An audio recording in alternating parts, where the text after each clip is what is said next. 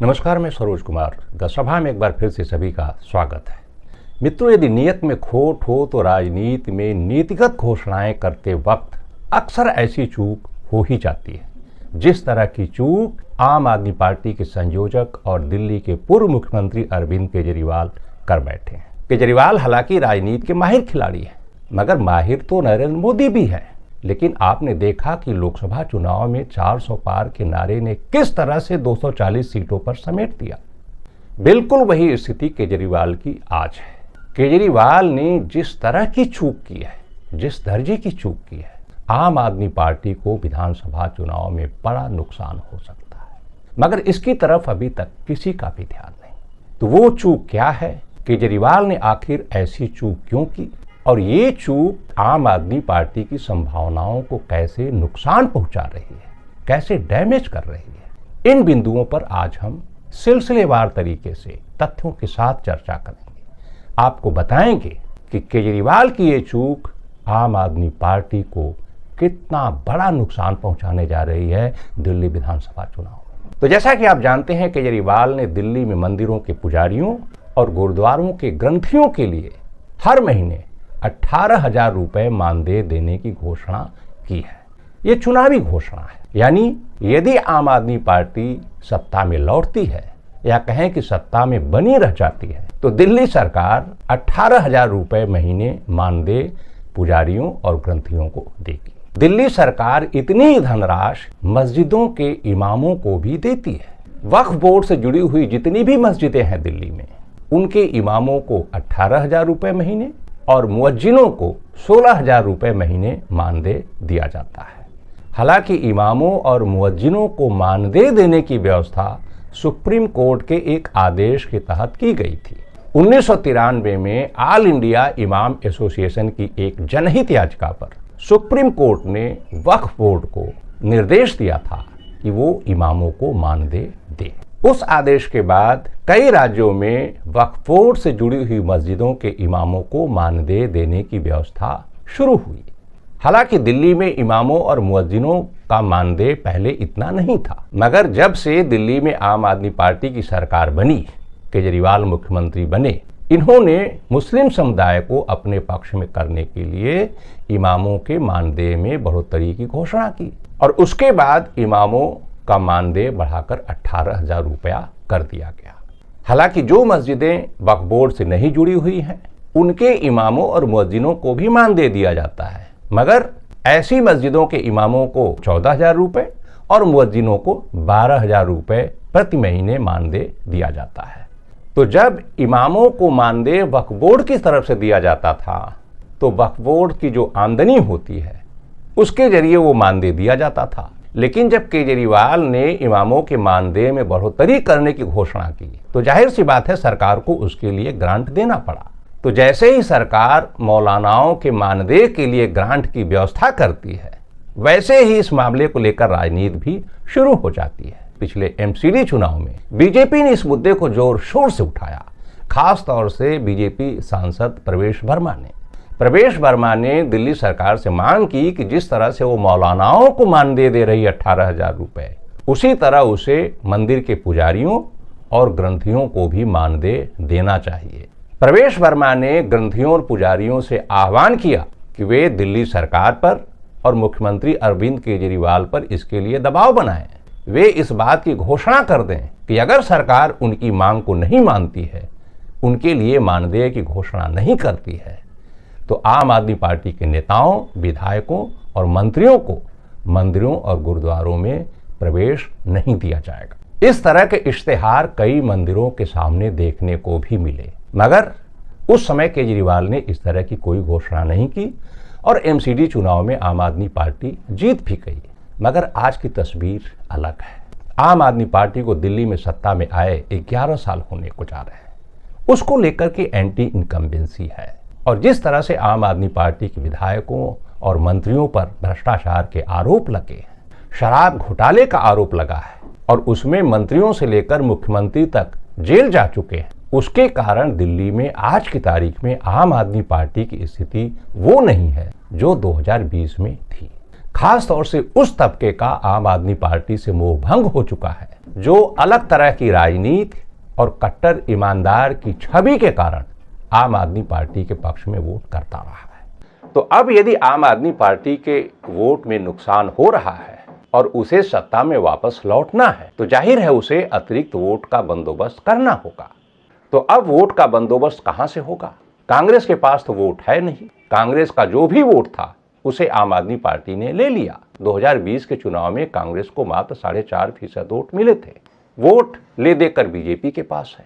BJP को 2020 के विधानसभा चुनाव में लगभग 40% वोट मिले थे। तो अब केजरीवाल को बीजेपी के वोट बैंक में सेंध लगानी थी। तो बीजेपी के वोट बैंक में सेंध लगाने के लिए केजरीवाल ने ग्रंथी पुजारी मानदेय योजना की घोषणा की। तो दिल्ली में लगभग 5% आबादी सिखों की है। सिख समुदाय पहले कांग्रेस का वोटर हुआ करता था, मगर 84 के दंगे के बाद खास तौर से दिल्ली का सिख समुदाय कांग्रेस से कटकर बीजेपी की तरफ चला गया। और रही मंदिरों और पुजारियों की बात, तो ये तबका पहले से ही बीजेपी का वोटर रहा है।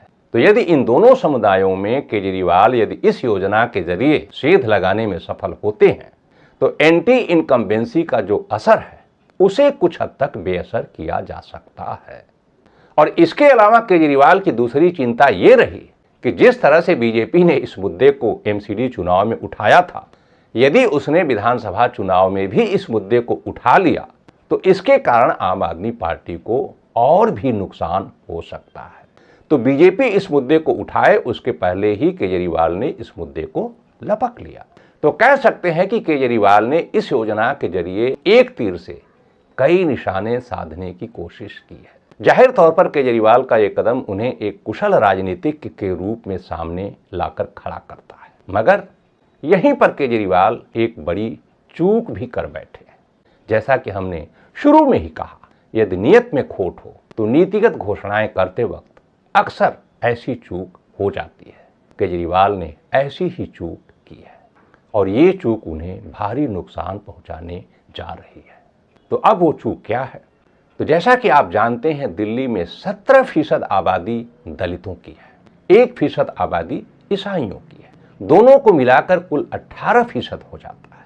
और इस 18% आबादी का बड़ा हिस्सा आम आदमी पार्टी को वोट करता रहा है। 2020 के विधानसभा चुनाव में 53% दलितों ने आम आदमी पार्टी को वोट किया था, 33% बीजेपी को और 11% कांग्रेस को भी। मगर केजरीवाल ने ग्रंथी पुजारी योजना की घोषणा करते वक्त इस 18% आबादी को पूरी तरह से दरकिनार कर दिया। दिल्ली में 100 से अधिक बौद्ध, वाल्मीकि और रैदास मंदिर हैं, कई सारे चर्च हैं और इन सभी मंदिरों और चर्चों में पुजारी और पादरी हैं।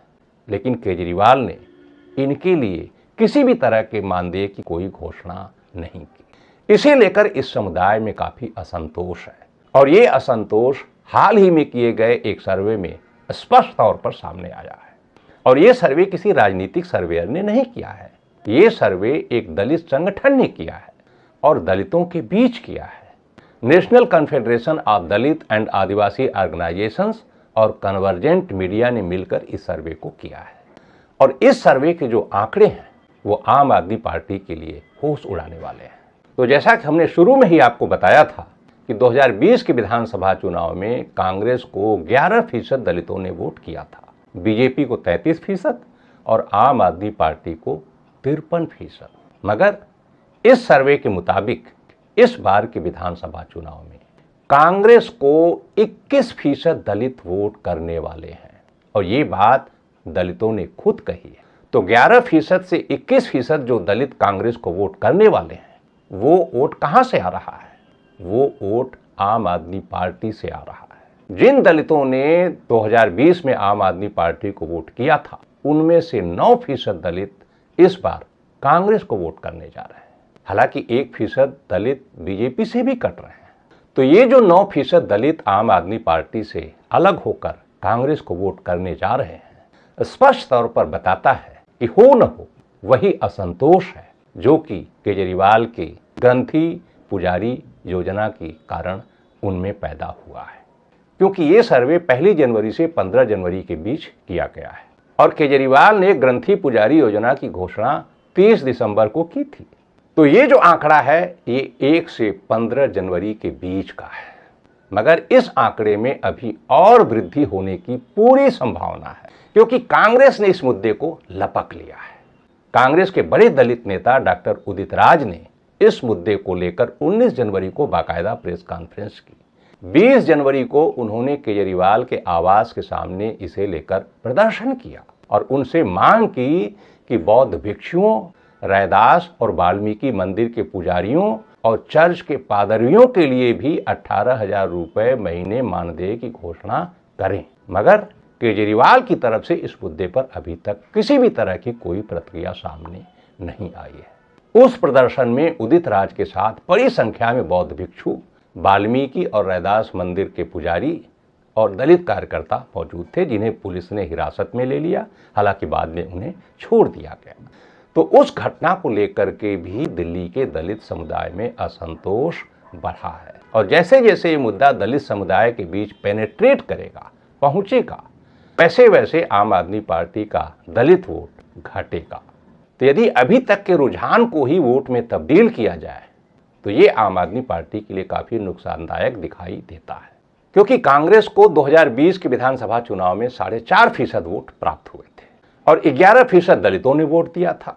तो यदि दिल्ली में दलितों की आबादी लगभग 17% है, तो यदि 17% आबादी में से 11% का हिसाब लगाया जाए तो ये लगभग 1.25% हो जाता है। यानी कांग्रेस को जो 4.5% वोट 2020 के विधानसभा चुनाव में मिला था, उनमें से 1.25% वोट दलितों का था। और यदि इस विधानसभा चुनाव में कांग्रेस को वोट करने वाले दलितों की संख्या दुगनी होने जा रही है, तो जाहिर तौर पर ये 1.25% वोट बढ़कर 3.5% हो जाता है। यानी 2025 के दिल्ली विधानसभा चुनाव में कांग्रेस को जो वोट मिलेगा उसमें 3.5% वोट दलितों का होगा। और ये 3.5% का आंकड़ा 15 जनवरी तक का है। और उदित राज ने इस मुद्दे को जिस तरह से उठाया, केजरीवाल के आवास के सामने प्रदर्शन किया और पूरी कांग्रेस इस मुद्दे को जिस तरह से लेकर आगे बढ़ रही है, उसे देखते हुए इस बात की पूरी संभावना है कि कांग्रेस को मिलने वाला दलितों का वोट और भी बढ़ेगा और ये वोट 5 से 6% तक भी जा सकता है, 7% भी जा सकता है। तो यदि दलित समुदाय में कांग्रेस इस तरह से सेंध लगाने में सफल होती है तो ये सीधे सीधे आम आदमी पार्टी के लिए बहुत बड़ा नुकसान होगा। यदि 3% दलित भी कांग्रेस की तरफ लौट आते हैं तो आम आदमी पार्टी का वोट प्रतिशत घटकर 50% हो जाएगा। और इस वोट की भरपाई आम आदमी पार्टी कैसे करेगी, कहां से करेगी, कह पाना कठिन है। पुजारी और ग्रंथी आम आदमी पार्टी को वोट करेंगे कि नहीं करेंगे, और करेंगे तो कितना करेंगे, इसके बारे में फिलहाल अभी तक कोई आंकड़ा सामने नहीं है। तो ये तो रही दलितों की बात। और इस तरह की स्थिति दूसरे समुदायों के बीच भी है, खास तौर से जो मध्यवर्गीय तबका है, जिनका कि आम आदमी पार्टी और अरविंद केजरीवाल से मोह भंग हो चुका है। मुसलमानों का भी मोह भंग अरविंद केजरीवाल और आम आदमी पार्टी से हो चुका है। मगर जैसी कि आम धारणा है, मुसलमान बीजेपी को हराने के लिए वोट करता है। यानी जो दल बीजेपी को हराने की स्थिति में होता है उसे ही मुसलमान एकजुट होकर के वोट करता है। तो कांग्रेस पहली पसंद होने के बावजूद मजबूरी में मुसलमान हो सकता है आम आदमी पार्टी को वोट कर दे। मगर जो दूसरे समुदाय हैं, जो दलित समुदाय है और जो मध्यवर्गीय समुदाय है, उसकी इस तरह की कोई मजबूरी नहीं है, क्योंकि दलित समुदाय बीजेपी को भी वोट करता है, आम आदमी पार्टी को भी वोट करता है और कांग्रेस को भी वोट करता है। पिछले लोकसभा चुनाव में बड़ी संख्या में दलितों ने कांग्रेस के नेतृत्व वाले गठबंधन को वोट किया, क्योंकि उस समय संविधान का मुद्दा था, आरक्षण का मुद्दा था। मगर दिल्ली विधानसभा चुनाव में तो इस तरह का कोई मुद्दा है नहीं। यही कारण है कि इस विधानसभा चुनाव में भी 32% दिल्ली के दलित बीजेपी को वोट करने जा रहे हैं, जैसा कि ये सर्वे कहता है। हालांकि 2020 के मुकाबले 1% दलित वोट बीजेपी से छिटक रहा है। तो ऐसा लगता है कि दलितों में जो पढ़ा लिखा तबका है वो बीजेपी से इस बार छिटक रहा है, क्योंकि अमित शाह ने संसद में बाबा साहेब भीमराव अंबेडकर को लेकर जिस तरह का बयान दिया और अभी तक उसके लिए उन्होंने माफी नहीं मांगी, उसके कारण दलितों में जो पढ़ा लिखा तबका है खासतौर वो बीजेपी से नाराज है और वो इस बार के विधानसभा चुनाव में बीजेपी से अलग होकर कांग्रेस की तरफ लौट रहा है, क्योंकि कांग्रेस संविधान और आरक्षण को लेकर काफी आक्रामक है और इस मुद्दे को पूरे देश में, खासतौर से राहुल गांधी, जोर शोर से उठा रहे हैं। तो कहने का मतलब दलित और दूसरे समुदायों की ऐसी कोई मजबूरी नहीं है जिस तरह की मजबूरी मुसलमानों के सामने है। इसलिए जिन लोगों का आम आदमी पार्टी से मोह भंग हो चुका है और जो लोग बीजेपी को वोट नहीं करना चाहते हैं, वो सारा वोट इस बार कांग्रेस के पक्ष में जा सकता है। तो यदि ऐसा होता है तो इस बार दिल्ली विधानसभा चुनाव का परिणाम चौंकाने वाला हो सकता है। नुकसान बीजेपी और आम आदमी पार्टी दोनों को होगा, मगर किसको कितना, इसका पता तो 8 फरवरी को चलेगा जब चुनाव परिणाम घोषित होंगे। हालांकि इस मुद्दे पर तस्वीर अभी आगे चलकर और साफ होगी और जैसे जैसे तस्वीर साफ होगी उसकी जानकारी हम आपको समय समय पर देते रहेंगे। तो ये चर्चा, ये जानकारी आपको कैसी लगी, अपनी राय से हमें अवगत कराएं, कमेंट बॉक्स में अवश्य लिखें। यदि ये चर्चा आपको पसंद आए तो इसे लाइक करें, मित्रों परिचितों को शेयर करें और चैनल को सब्सक्राइब भी कर लें ताकि अगला अपडेट, अगली जानकारी जब भी लेकर के हम आए तो उसकी सूचना तत्काल आप तक पहुंच जाए। तो जल्द मिलेंगे, फिर मिलेंगे इसी तरह की एक और चर्चा, जानकारी और अपडेट के साथ। तब तक के लिए हमें दीजिए इजाजत।